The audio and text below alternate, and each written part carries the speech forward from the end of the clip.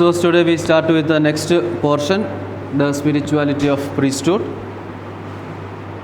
So yesterday we said the spirituality of priesthood, or the last class we spoke about the importance of Eucharist in the life of a priest, and we said the priesthood took its birth together with the institution of the Holy Eucharist as the Last Supper. Now we come to the next point. The center of priesthood. The center of priesthood is God and faith.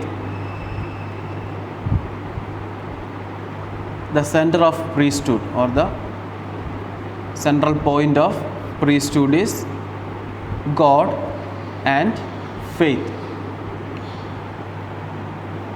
That means a person who is a priest, who is consecrated as a priest, he should have a relationship with God, and he must be a man of faith. Without faith, he cannot exist in the priesthood. Nobody can go ahead without faith.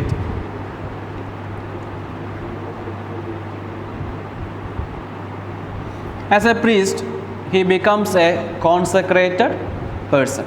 When a person is chosen to be a priest, he becomes a consecrated person through the ordination.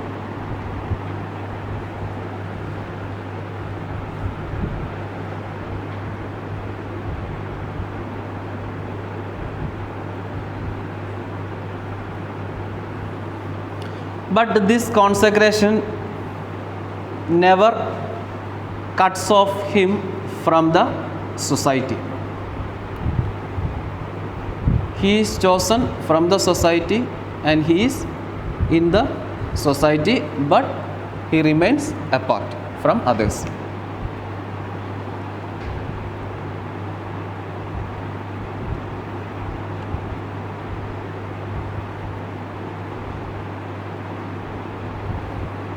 He is a consecrated person, but never cut off from the society. He places himself in the world. He places himself in the world, who radiates the transforming light of Christ. So as a priest, he is a consecrated person. And as a consecrated person, he is not cut off from the society, but he is in the society. He places himself in the society and he radiates the light of, the transforming light of Jesus Christ. So he becomes a person who transforms the society with the help of Christ.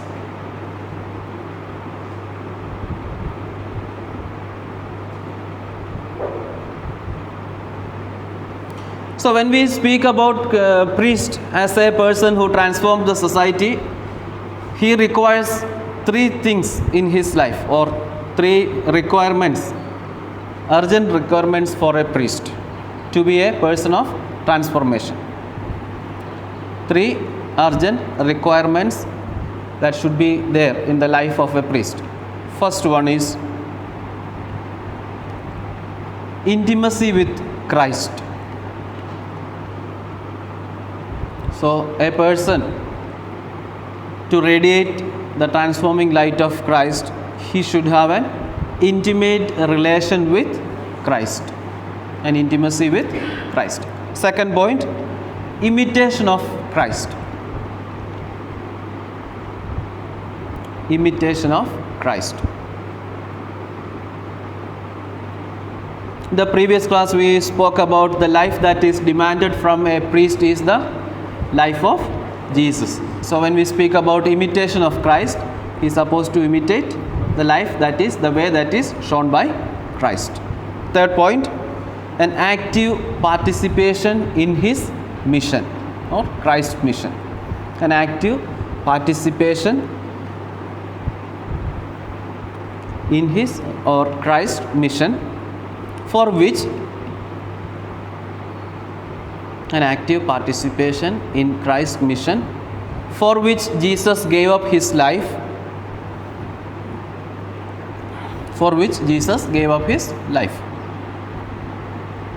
So he, as Jesus healed the world from sin. So that was the greatest mission of Christ, to reconcile the world to his Father. So he becomes a healing presence in the world.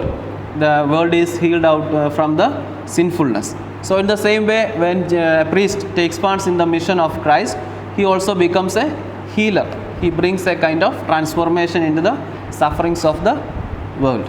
Okay, that is what is meant by an active participation in the mission of Christ. So these are the urgent requirements that is needed in the life of a priest: an intimacy with Christ, an imitation of the life of Christ, and a participation in the mission of Christ. Clear? Yes. Then we go ahead. A personal encounter. Next one. A personal encounter with the person of Jesus Christ.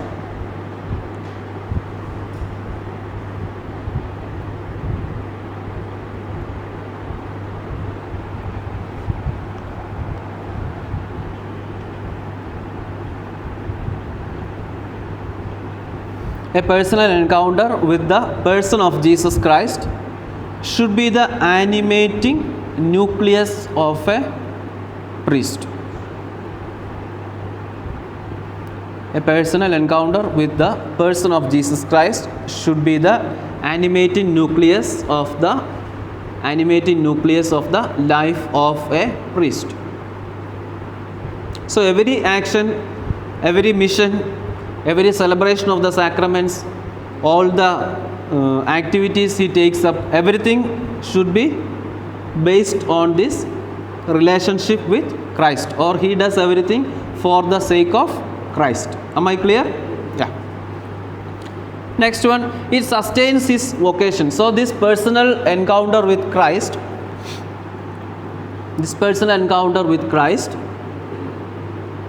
sustains the vocation of a priest. This personal encounter with Christ sustains the vocation of a priest, and also it is a strength in the time of temptations or trials. So this personal encounter with Christ helps to sustain the vocation of a priest, and also it is a strength in the time of trials and temptations.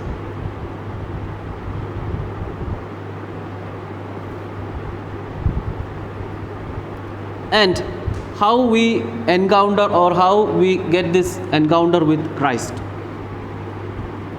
The only way we encounter Christ is the celebration of the Eucharist. We encounter, as a priest, we encounter Jesus Christ in the celebration of the Eucharist.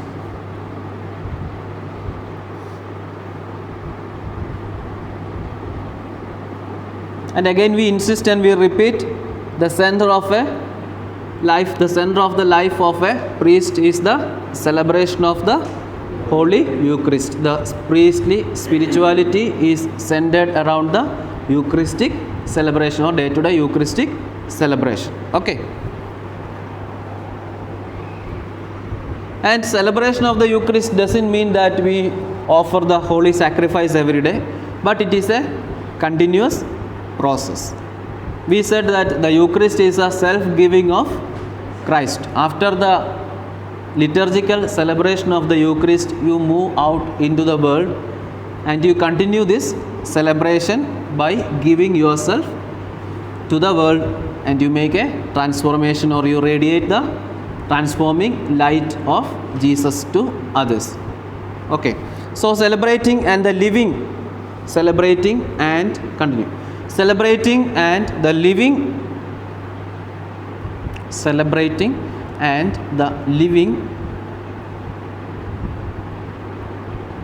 of the ideals of the Eucharist. Celebrating and living of the ideals of the Eucharist are sure means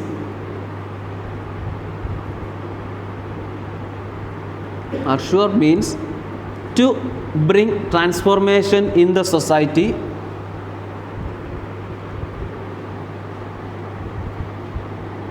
Transformation in the society, and also it helps to give a new face in the modern world.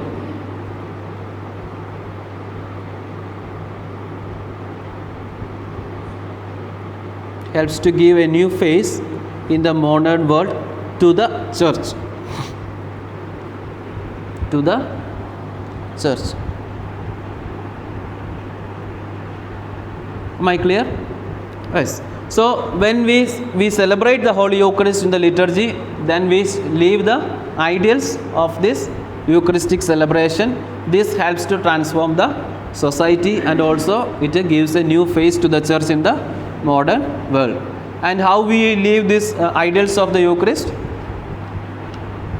That is what we spoke about yesterday, servant leadership. That is how we live the ideals of the Eucharist, by becoming a servant leader of the people. The next main heading, the concept of priesthood.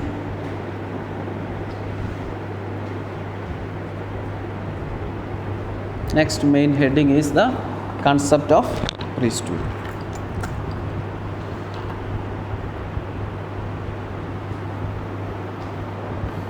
So yesterday, the previous class we spoke, in every religion there is a person called priest, who offers sacrifices, who speaks to the God and who speaks to the people in the name of God, all these things. So what is the understanding of priesthood in the New Testament or in Christianity? That is what the concept of priesthood. The Christ is the sole priest of the new covenant. S-O-L-E. Christ is the sole priest of the New Testament.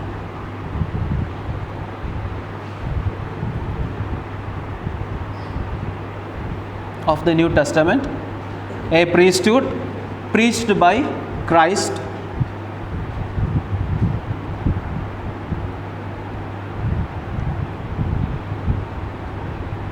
and sealed with his blood.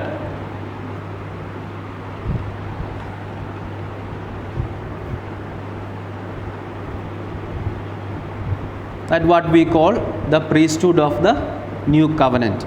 The priesthood of the new covenant, or the New Testament priesthood. The priesthood of the new covenant. It is preached by Christ and it is sealed by his blood.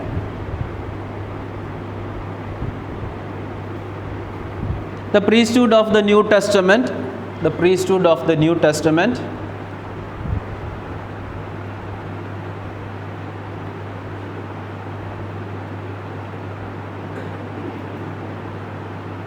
takes its origin from Jesus Christ.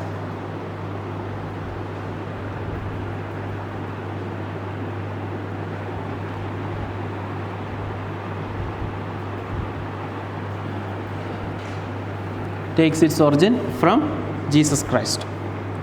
This priesthood is motivated by love. The priesthood of Christ is the priesthood of the new covenant takes its origin from Jesus Christ. The priesthood is of Jesus Christ. The priesthood of Jesus Christ is totally and fully motivated by love.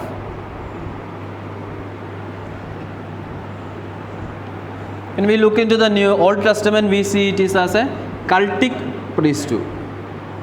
Cultic practice or cultic priesthood. They do all the sacrifices and other rituals in the temple. Okay. But in the New Testament, this priesthood takes in the different form, which is totally and fully motivated by the love. And the speciality of this love, or to where it led, this love led him to the cross. That is the speciality of the priesthood in the New Testament. The love that led him to the cross.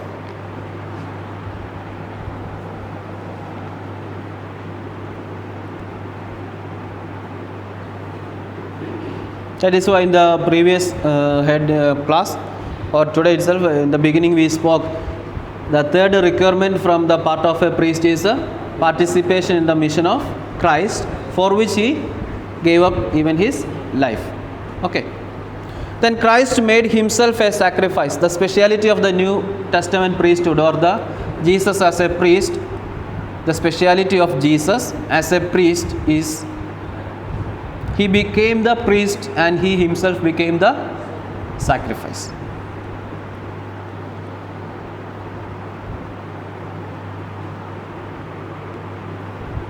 The speciality of the New Testament priesthood is, or the speciality of the priesthood of Jesus is that Jesus himself became the priest and he himself became the sacrifice.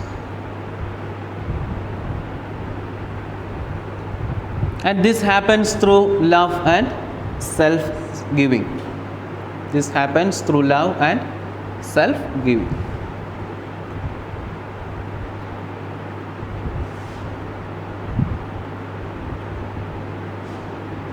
That means through his life, through his suffering, through his death, and through his resurrection. These are the four main incidents in the salvation history. Okay. So the life, suffering, death, and resurrection, or the Paschal mystery we call. So the priesthood of Christ, he became the priest and he became the sacrifice through his love and sacrifice. That means through his living, his suffering, his death, and resurrection from the dead. So when we speak about the spirituality of priesthood, a person who becomes a priest should love his priesthood. That is a basic requirement from the part of a priest. A person who loves his own priesthood can only be a priest like Jesus, which is motivated totally and fully out of love and self-sacrifice. A living Eucharist. Am I clear to you? Follow. Okay. So therefore, even today, Christ is present in his priesthood. When you take up the priesthood, Christ is living through you. Even today, Christ is present in the priesthood. Or we can say, when a person is consecrated as a priest of the church, Christ lives through him. Clear now? Yeah.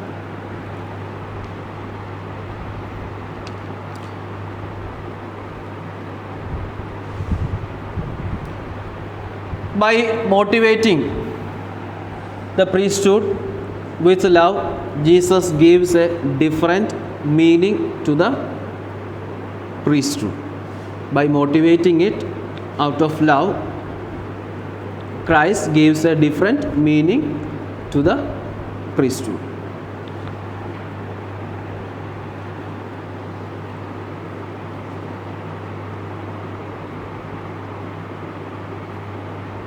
In the Old Testament, we see the priests, they are with fear and trembling, they enter into the Holy of Holies. They offer sacrifice. Any mistake can cause their death. We read through the Old Testament, we see different incidents. Unnecessarily, if they touch the Ark of the Covenant, they are killed. So anything can happen to them. So they were very careful and they were frightened, and with trembling they were entering into the sanctuary.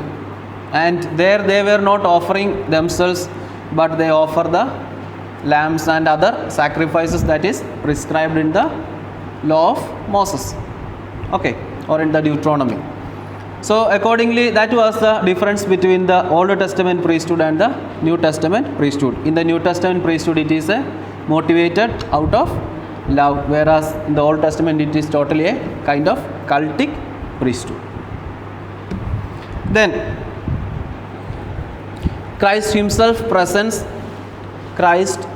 presents himself as the model of New Testament priesthood.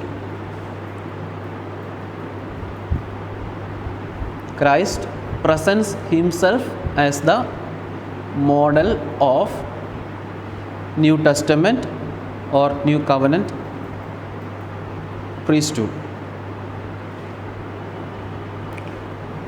And in the previous class he said, I have come not to be served but to serve. So that is the implication, or that is the idea that Christ gives about his priesthood in the New Testament. Okay. The Catholic view of priesthood, the Catholic view of priesthood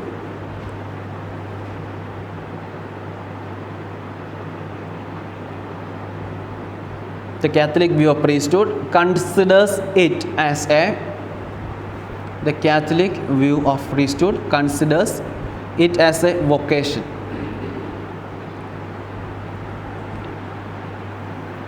The Catholic view of priesthood considers it as a vocation. Vocation what do you mean by vocation? It is a special call given to particular people for a special mission or purpose.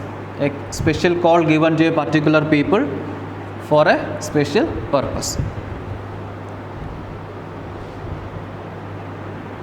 And it is a call from the part of God.